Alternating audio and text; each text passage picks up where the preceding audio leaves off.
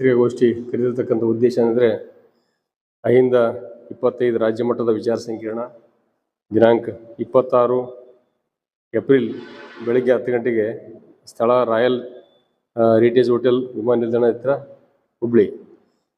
ಈ ಒಂದು ಸ್ಥಳದಲ್ಲಿ ದಿನಾಂಕ 26ರಂದು ರಾಜ್ಯ ಮಟ್ಟದ ವಿಚಾರ ಸಂಕಿರಣವನ್ನು ಹಮ್ಮಿಕೊಂಡಿದ್ದು, ಈ ಒಂದು 5 ಸಮುದಾಯಗಳ ಏಳಿಗೆಗಾಗಿ ಶರಣರು, ದಾಸರು, ತತ್ವಕಾರರು ಮತ್ತು ದಾರ್ಶನಿಕರು ಮತ್ತು ರಾಜಕೀಯ ಚಿಂತಕರ ಕೊಡುಗೆ ಅಪಾರ.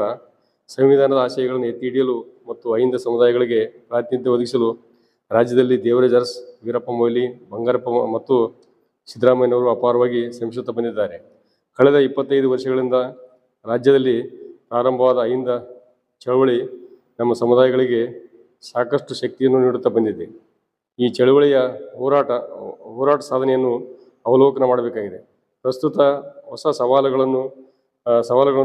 ಸವಾಲುಗಳಿಗಾಗಿ ಸಂಕಲ್ಪ ಮಾಡಬೇಕಾಗಿದೆ. ಈ ಮೂಲಕ ನಮ್ಮ ಸಮುದಾಯಗಳ ಐಕ್ಯತೆಯನ್ನು ಮತ್ತಷ್ಟು ಬಲಗೊಳಿಸಲು ನಾಡಿನಲ್ಲಿ ಸಂವಿಧಾನದ ಒಂದು ಸಂರಕ್ಷಣೆ ಮಾಡುವ ಉದ್ದೇಶದಿಂದ ಈ ಒಂದು ಕಾರಣಕ್ಕಾಗಿ ಈ ರಾಜ್ಯ ಮಟ್ಟದ ಒಂದು ವಿಚಾರ ಸಂಕಿರಣ ಹಮ್ಮಿಕೊಂಡಿದ್ದು, ನಮ್ಮ ಜಿಲ್ಲೆಯಿಂದಲೂ ಕೂಡ ಸುಮಾರು 100 ಜನ ಕಾರ್ಯಕರ್ತರು ಭಾಗವಹಿಸುವುದರಿಂದ ಈ ಮಾಧ್ಯಮದ ಮುಖಾಂತರ ನಮ್ಮ ಈ ಒಂದು ರಾಜ್ಯ ಮಟ್ಟದ ಕಾರ್ಯಕ್ರಮದ ಬಗ್ಗೆ ಮಾಹಿತಿಯನ್ನು ಕೊಡೋದಕ್ಕೋಸ್ಕರ ತಮ್ಮೆಲ್ಲರೂ ಆಹ್ವಾನಿಸಿದ್ದೇವೆ.